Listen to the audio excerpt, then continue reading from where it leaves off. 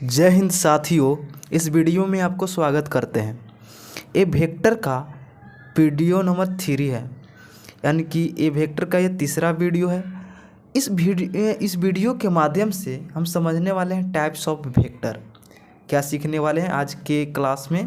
Types of vector. तो देखिए कितने प्रकार के वेक्टर होता है, बहुत, यानी इसका टाइप ढेर सारा होता है, बहुत सारा। वही यहाँ पे पढ़ेंगे जो इम्पोर्टेंट है, जैसे equal vector, parallel vector, anti parallel vector, negative vector, unit vector, orthogonal vector, zero vector, position vector, displacement vector. ठीक, तो ये सारा इम्पोर्टेंट है फिजिक्स के हिसाब से, फिजिक्स के ध्यान में रखिएगा। तो चलिए सबसे पहले स्टार्ट क्या करते हैं, इक्वल वेक्टर। तो इक्वल वेक्टर के आखिर कहते किसको है? देखिए दो वेक्टर है,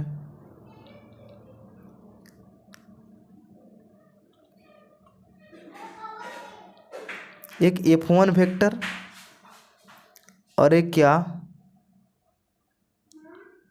F2 वेक्टर। F2 वेक्टर और मैग्नीट्यूड दोनों का सेम है, इक्वल मैग्नीट्यूड, और डायरेक्शन भी क्या होना चाहिए, सेम होना चाहिए। उसी को हम लोग कहते हैं इक्वल वेक्टर। यानी कि यहाँ पे जब फोर्स लग रहा है 10 न्यूटन का, तो इसी भी कितना न्यूटन का फोर्स लगना चाहिए, 10 न्यूटन का, और दोनों का डायरेक्शन क्या होना चाहिए, सेम ही होना चाहिए। यानी कि इधर फोर्स F1 तो इधर ही फोर्स F2 लगना चाहिए। 10 न्यूटन F1 है तो 10 न्यूटन F2 भी होना चाहिए। इसी को क्या कहते हैं, इक्वल वेक्टर। इसमें देखिए दो वेक्टर का इसमें बीच का कोण 0 डिग्री होता है। कैसे? F1 भी इधर और F2 भी इधर, तो जब दोनों का डायरेक्शन सेम हो तो थीटा कितना डिग्री का कोण बन जाता है, 0 डिग्री। कैसे? कि टेल यहीं पे, दोनों का टेल एक ही जगह हो जाता है, एक ही जगह हो जाता है, दोनों में कुछ गैप नहीं रहता है, इसीलिए थीटा इजकल टू क्या हो जाता है, 0 डिग्री। अब देखिए दूसरा parallel vector. Two vector different magnitude and same direction is called parallel vector. मतलब बस कुछ नहीं, थोड़ा सा चेंज है। दो वेक्टर होगा लेकिन मैग्नीट्यूड इसका क्या होगा, अलग अलग होगा। अगर यहाँ पे F1 10 न्यूटन लगा, F2 यहाँ पे कितना न्यूटन, 15 न्यूटन लगेगा। डिफरेंट मैग्नीट्यूड होना चाहिए और डायरेक्शन क्या होना चाहिए, सेम होना चाहिए। यानी दोनों का डायरेक्शन एक ही और एक ही जैसा, और दोनों का मैग्नीट्यूड क्या होना चाहिए, अलग अलग होना चाहिए। तो देखिए ये 10 न्यूटन, ये क्या 15 न्यूटन, 10 न्यूटन ही 15 न्यूटन। तो इसको क्या कहते हैं, पैरेलल वेक्टर कहते हैं। इसमें जो दो वेक्टर का बीच का फिर से जो कोण बनेगा वो कितना बनेगा, 0 डिग्री ही बनेगा। कितना डिग्री बनेगा, 0 डिग्री ही बनेगा। क्यों? क्योंकि दोनों का डायरेक्शन सेम है। टेल को टेल एक जगह रख दीजिए तो कुछ फिर से गैप नहीं होगा, तो इस कंडीशन में फिर से थीटा बराबर क्या कहते हैं, 0 डिग्री कहते हैं। क्या कुछ समझ में आ रहा है? देखिए ऐसे, जैसे कॉपी भी इधर है और पेन भी इधर है, अब बीच में कुछ गैप नहीं है, तो थीटा कितना, 0 डिग्री। एक कंडीशन यहाँ पे लागू हो रहा है।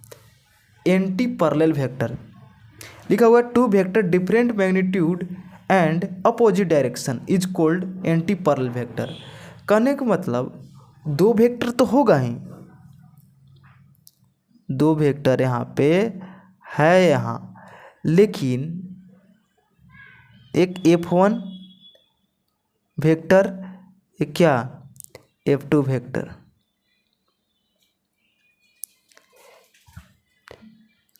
डिफरेंट मैग्नीट्यूड, यानी कि यहाँ 10 न्यूटन है, 10 न्यूटन है, तो इसमें कितना होना चाहिए, 10 न्यूटन से ज़्यादा या कम होना चाहिए, तब तो डिफरेंट होगा, तब तो अलग अलग होगा। यानी कि यहाँ कह सकते हैं 15 न्यूटन। डिफरेंट मैग्नीट्यूड है और डायरेक्शन क्या है, एक दूसरे के अपोजिट है, यानी उल्टा है। एक इधर, तो ये फोर्स किधर लगा रहा है, धैंसीन इधर। तो इस कंडीशन में, इस कंडीशन को, इस प्रोसेस को क्या कहते हैं, एंटी पैरेलल वेक्टर। इसमें थीटा बराबर कितना डिग्री कौन होता है, 180 डिग्री। देखिए कैसे, F2 इधर, F2 वेक्टर इधर, F1 वेक्टर इधर, दोनों का बीच का एंगल कितना हो गया 180 डिग्री। यानी थीटा कह सकते हैं कि ये दोनों के बीच का एंगल क्या होता है 180 डिग्री होता है। कब? जब एंटी पैरेलल वेक्टर की बात हो तब। ठीक, तो चलिए आगे बढ़ते हैं। देखिए मेरे भाई और देखिए मेरी बहना, अब निगेटिव वेक्टर की बात करते हैं। किसको? Negative vector. तो देखिए two vector same magnitude and opposite direction is called negative vector. मतलब कहने का मतलब ये है दो वेक्टर तो होगा ही, दो वेक्टर तो होगा ही, लेकिन मैग्नीट्यूड क्या होगा? सेम होगा। अगर यहाँ पे F1 बराबर 10 न्यूटन लगाया गया तो F2 बराबर भी कितना न्यूटन लगाया गया? 10 न्यूटन। कितना न्यूटन? 10 न्यूटन। लेकिन एक दूसरे का डायरेक्शन क्या है? अपोजिट है, उल्टा है। ऐसे पहले एंटी पैरेलल में क्या था? डायरेक्शन अपोजिट था, लेकिन मैग्नीट्यूड क्या था? अलग अलग था, डिफरेंट था। लेकिन यहाँ पे मैग्नीट्यूड सेम रहेगा और डायरेक्शन क्या रहेगा? अपोजिट। ऐसे ऐसे, तो इसको क्या कहते हैं? Negative vector. यानी कि इस कंडीशन में भी थीटा कितना डिग्री का कोण बनाएगा? 180 डिग्री। F2 इधर, F1 वेक्टर इधर, F2 वेक्टर इधर लग रहा है। देखिए F2 इधर, F1 किधर लग रहा था? इधर। तो इस कंडीशन में टेल से टेल मिला जाता है दो सदिश के बीच का कोण बनने के लिए। तो इसको यहाँ पे टेल है, इसको टेल बोला जाता है, इसको टेल यहाँ पे बोला जाता है। तो टेल को टेल पर टेल दीजिए, तो इस टेल को यहाँ पे टेल देंगे, दो सदिश के बीच का कोण बन जाएगा 180 डिग्री। और हम बोले थे कि दो वेक्टर का बीच का मैक्सिमम जो एंगल होता है 180 डिग्री होता है, उससे ज़्यादा नहीं होता है। यानी कि थीटा बराबर इस कंडीशन में कितना डिग्री का कोण बनाएगा? 180 डिग्री का कोण बनाएगा। कब? जब निगेटिव वेक्टर रहेगा तब, जब निगेटिव वेक्टर की बात किया जाएगा तब। अब चलिए यूनिट वेक्टर देखते हैं। यूनिट वेक्टर किसको बोलते हैं? A vector divide by its magnitude is called unit vector. यानी कि किसी वेक्टर को उसी वेक्टर के मैग्नीट्यूड से भाग दे देंगे तो यूनिट वेक्टर मिल जाएगा। और यूनिट वेक्टर के रिप्रेजेंट कैसे कर सकते हैं? ऐसे, किसी भी अंग्रेजी अक्षर है उसके ऊपर हम कैप लगा देंगे। क्या चीज़? कैप। जो बर्थडे में पहना जाता है ना, हैप्पी बर्थडे टू यू बोलते हैं, उसे पहना जाता है। A, B cap, C cap, यहाँ लिख सकते हैं। कोई अंग्रेजी अक्षर ऊपर है, A कैप, B कैप, ऐसे ETC और हो सकता है। ठीक, तो जब जब ऐसे रहे तो समझ जाइएगा कि ये क्या है? यूनिट वेक्टर है। ऐसे भी हो सकता है I कैप, J कैप, ये भी फिजिक्स में ज़्यादा यूज होता है, K cap. I cap, J cap और K कैप। तो यहाँ लिखा गया है फार्मूला किसका? ये कैप का फार्मूला क्या होगा? देखिए कैप का फार्मूला क्या होगा। यूनिट वेक्टर किसको बोलेंगे? उसी वेक्टर से, उसी वेक्टर के मैग्नीट्यूड से भाग दे देंगे। यानी कि इसका मैग्नीट्यूड क्या है? ए वेक्टर का मोड, मैग्नीट्यूड लिखने का तरीका ऐसे, उसका वेक्टर से, उसी वेक्टर के, जैसे मान लीजिए यूनिट वेक्टर ए का निकाले हैं, तो इसका वेक्टर के, इसी वेक्टर के मैग्नीट्यूड से भाग दे देंगे तो यूनिट वेक्टर निकल जाएगा। देखिए a vector divide by its magnitude, यानी जो वेक्टर ले रहे हैं उसी वेक्टर के हम मैग्नीट्यूड से क्या कर देंगे? भाग दे देंगे। यानी जिस वेक्टर का यूनिट वेक्टर लिखा रहे हैं ऊपर उसका वेक्टर और नीचे उसी वेक्टर का मैग्नीट्यूड से डिवाइड कर देंगे तो हमको क्या मिल जाएगा? यूनिट वेक्टर मिल जाएगा। जैसे F vector, F cap, F cap, यानी कि फोर्स का यूनिट वेक्टर लिखना चाहते हैं तो क्या होगा? F vector but F vector के क्या? मोड। ऐसे इसी तरह से लिखना चाहते हैं भी कैप बराबर क्या हो सकता है?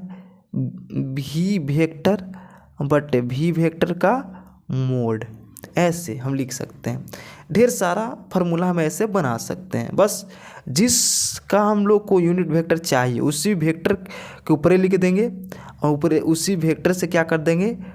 उसी वेक्टर के मैग्नीट्यूड से भाग दे देंगे तो हमको यूनिट वेक्टर मिल जाएगा। जैसे मान लीजिए कि इसका मैग्नीट्यूड क्या होता है? 1 होता है। इसका मैग्नीट्यूड क्या होता है? 1 यूनिट वेक्टर का। अगर यूनिट वेक्टर का मैग्नीट्यूड पूछा जाए तो 1 होता है। जैसे मान लीजिए कि हम यहाँ पे लिखेंगे कि आई कैप का मैग्नीट्यूड क्या होता है तो बोल सकते हैं 1। किसी का मैग्नीट्यूड, तो देखिए कैसे निकाल सकते हैं। जैसे मान लीजिए कि लिखा हुआ एफ वेक्टर बराबर मेरे भाई ऐसे लिखा हुआ है 10 न्यूटन ईस्ट, ई फोर ईस्ट। तो यहाँ पे पूछा है कि एफ कैप बराबर क्या होगा, इसका मान क्या होगा। तो देखिए क्या होगा, इसका मैग्नीट्यूड क्या है 10 न्यूटन। तो मैग्नीट्यूड लिखने का क्या तरीका है, इसको वेक्टर लगाएंगे तो क्या लिखना चाहिए, मोड 10 न्यूटन ऐसे लिख सकते हैं। तो एफ कैप बराबर फार्मूला क्या होता है, ऐसे लिख सकते हैं एफ वेक्टर बटे एफ वेक्टर के क्या चीज़ मोड से क्या कर देते हैं, भाग दे देते हैं। तो हमको क्या मिल जाता है, यूनिट वेक्टर मिल जाता है। तो एफ वेक्टर बराबर क्या है 10 न्यूटन ईस्ट, इसी का मोड से क्या कर देंगे, भाग दे देंगे, यानी यहाँ 10 न्यूटन। मर गया कितने बार में, एक बार में। यानी कि देखिए यूनिट वेक्टर आ गया एक, हाँ सर आ गया। ये तो यहाँ बोले थे कि यूनिट वेक्टर का मैग्नीट्यूड क्या होता है, एक होता है। यहाँ पे मैग्नीट्यूड एक आया, डायरेक्शन क्या ईस्ट है, जो यहाँ इसका डायरेक्शन होता है वही यूनिट वेक्टर के यहाँ डायरेक्शन होता है। तो यहाँ क्या लिख देंगे 1 न्यूटन ईस्ट। इकाई सदिश यूनिट वेक्टर का हम बोले थे कि मैग्नीट्यूड क्या होता है, एक होता है। अब यहाँ पे सर यहाँ पे कट गया 10 न्यूटन कट गया, तो 1 न्यूटन क्या लिखे हैं, एक तो समझ गए, लेकिन न्यूटन यहाँ क्यों लिखे हैं, न्यूटन कट गया तो अगर न्यूटन नहीं लिखेंगे तो कैसे पता चलेगा कि हम फिजिक्स में हल कर रहे हैं। हाँ न्यूटन लिखना जरूरी है, इससे ये पता चल रहा है कि फोर्स का यूनिट वेक्टर निकाल रहे हैं।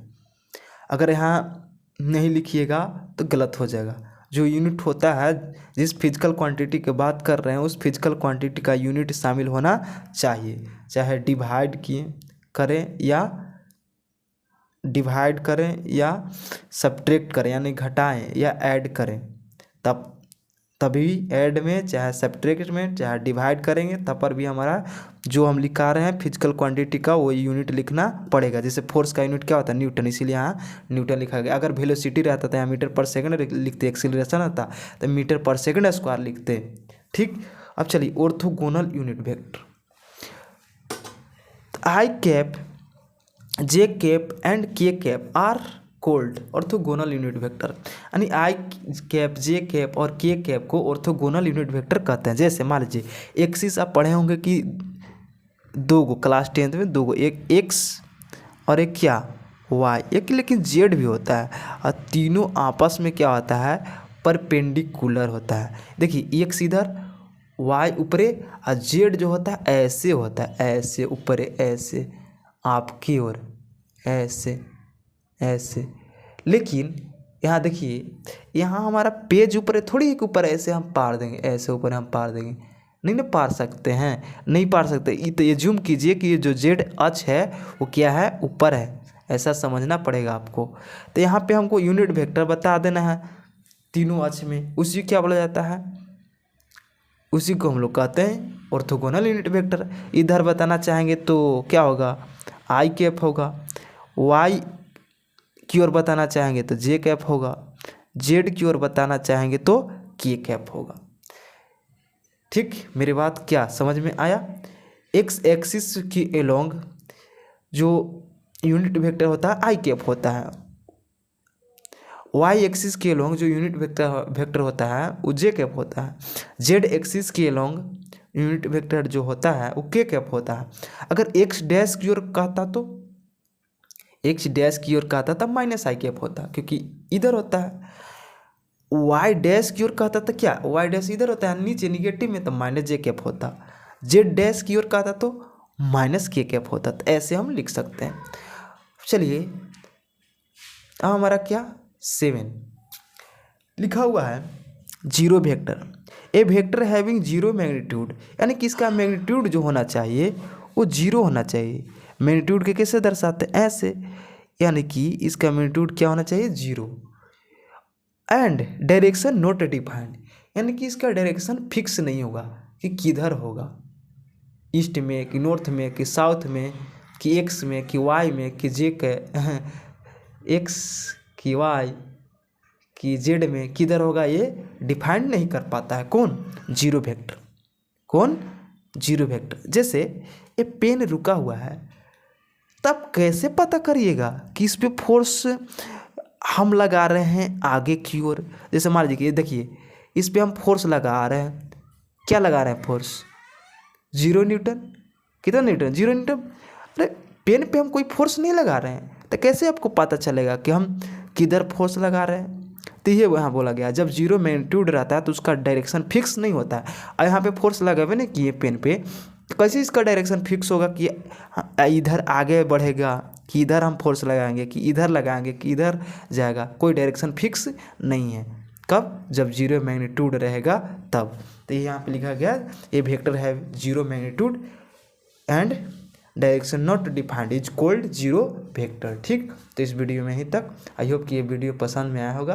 तो ठीक है, हंसते रहें, मुस्कुराते रहें। All the very best. Next video मिलते हैं। ओके।